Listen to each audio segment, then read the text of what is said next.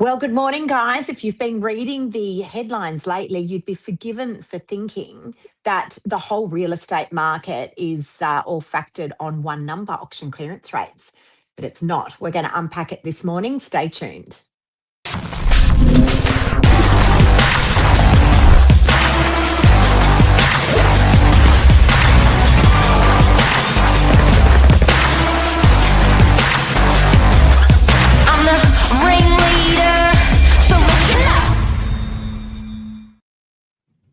Good morning. Good morning, Billy. How are you? I'm good. Yourself? This is your first one back? First one, yes. First one back. I feel like I've got my training wheels on again. No, I don't. It's like you never forget how to ride a bike. But yes, it's been nice to have a good few weeks off, that's for sure. Back feeling very refreshed and ready to rumble. Hit the ground running yesterday, that's for sure. Yeah, absolutely. Yeah, look, I suppose even whilst you're away though, you're probably still seeing this sort of news-like headlines pop up on your Instagram, pop up on your social media. That's where a lot of people are consuming their information these days. Absolutely. Auction clearance rates, it's like blah, blah, blah. I don't know why. Listen, I've never known why people think the auction clearance rates are the holy grail in real estate. I never understood it. We don't do any enormous, we certainly auction properties, don't get me wrong. I've done some whopper auctions in my time in sales, but it's not the holy grail, as I've said. It's not the blueprint for what's going on the ground in real estate. It's just one piece of the picture. It's one very small piece of the picture. Yet the news loves to, I know, we're always saying if it bleeds, it reads. Isn't that the truth?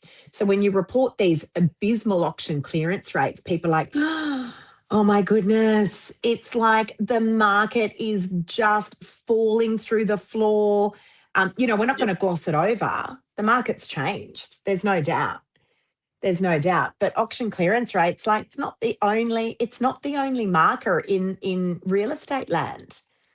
Yeah, I think to summarize it well, auction clearance rates tell you how auctions performed. They do a great job of that. They don't tell you how the property market's performed.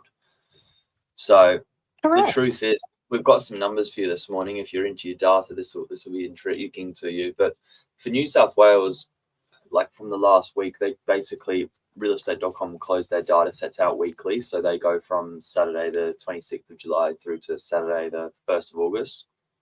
And there were nearly 3 times the amount of private treaty sales recorded in New South Wales compared to auctions. So it's 500 auctions reported, 1,400 private treaty sales.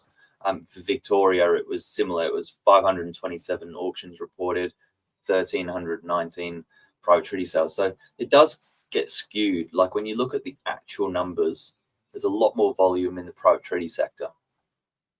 And I've got a question. Who's reporting that? Because when you turn on, any of the news channels, or you're flicking through a paper, or it's popping up on your mobile phone, on your social media, all we hear about is these dropping auction clearance rates. No doubt. Because at the moment, vendors aren't coming to us saying, listen, Lisa, got a great idea. I'm definitely going to sell in this market, and I 120% want my property going to auction.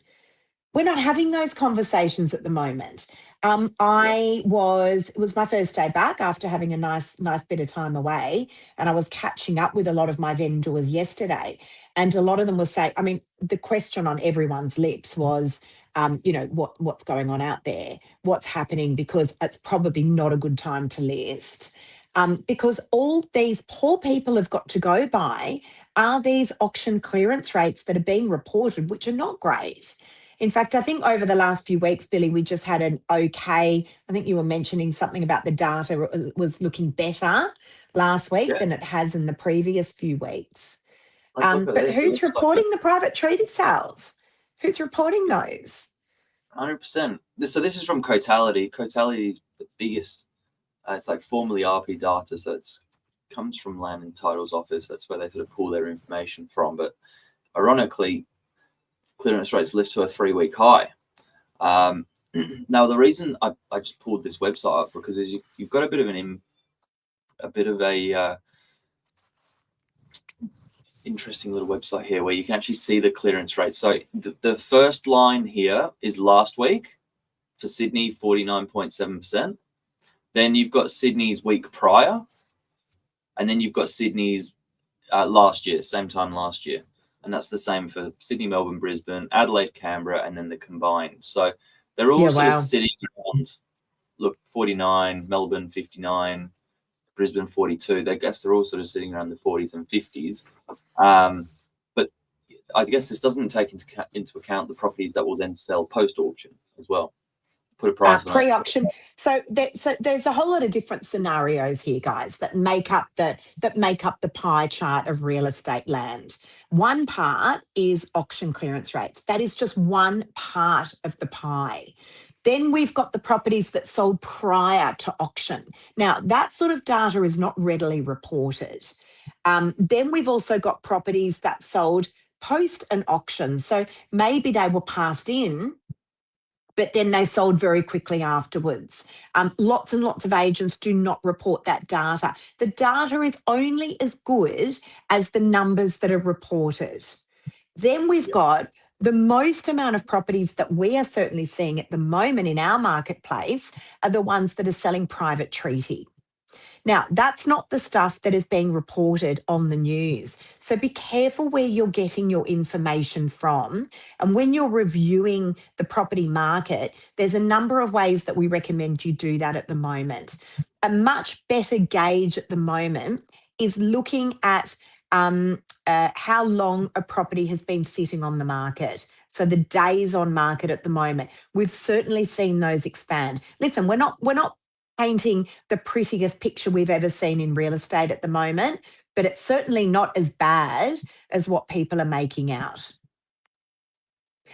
Days on market is one. What are some of the other markers, Billy? What's some other info that you could give to people?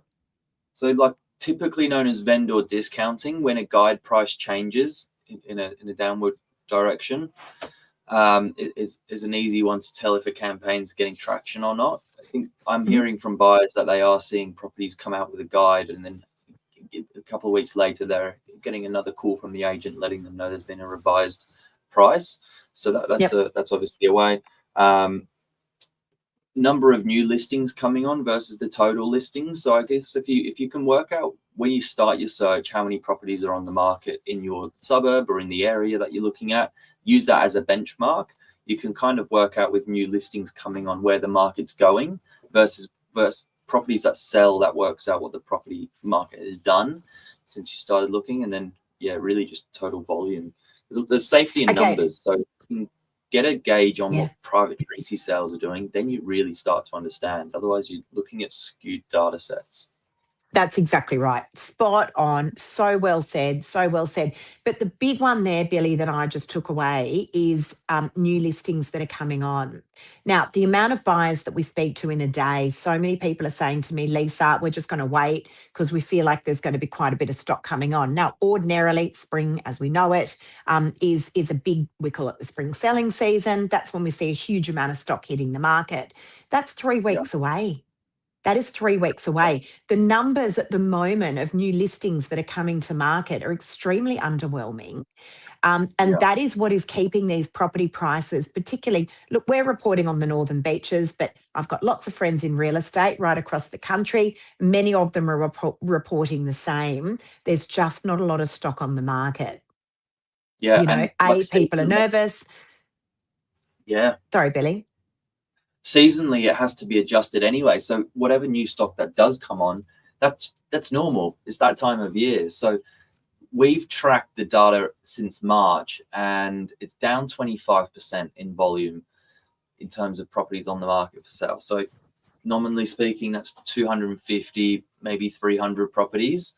So spring has got to make up for that plus more to balance out what's already come on. Okay, so sorry, can I just recap what you said? So 25% down from this time last year, is that what you're saying?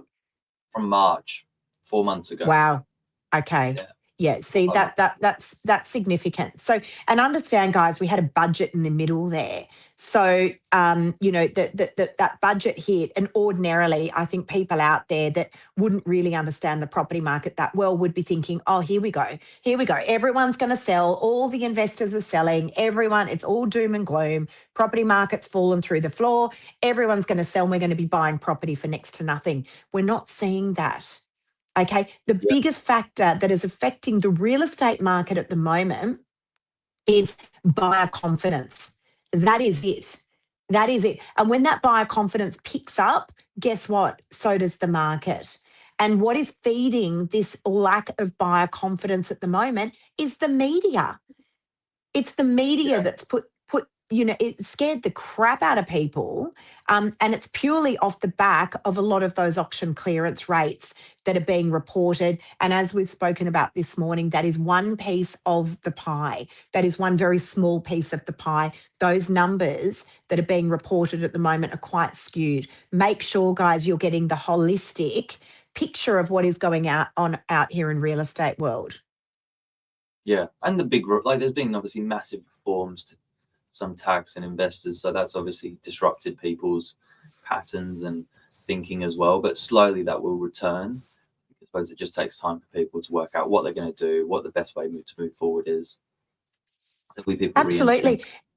And also, I just want to finish off there, Billy, by saying that I think, naturally, because of all those new reforms that came out with the budget, naturally people would assume every investor is going to sell, and every new buyer, first-time buyer, is going to be able to come into the market. That's just simply not the case. We manage over 2,000 properties. Many of our landlords are retirees. And we're obviously in constant communication with our clients, and a lot of them are saying we're not going to sell because where else would we put our money?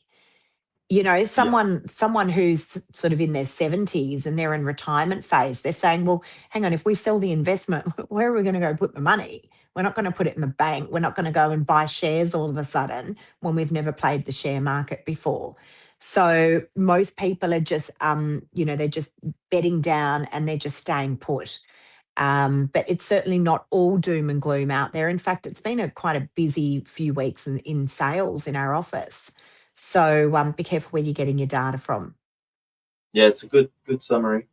Well, I hope that helps. And for the properties that are being, like, the reason the stock levels have come off, if you're curious, it's the withdrawn. There's obviously a few components, but withdrawn listings make up properties that's a big one. They won't accept the price, so they'll hold.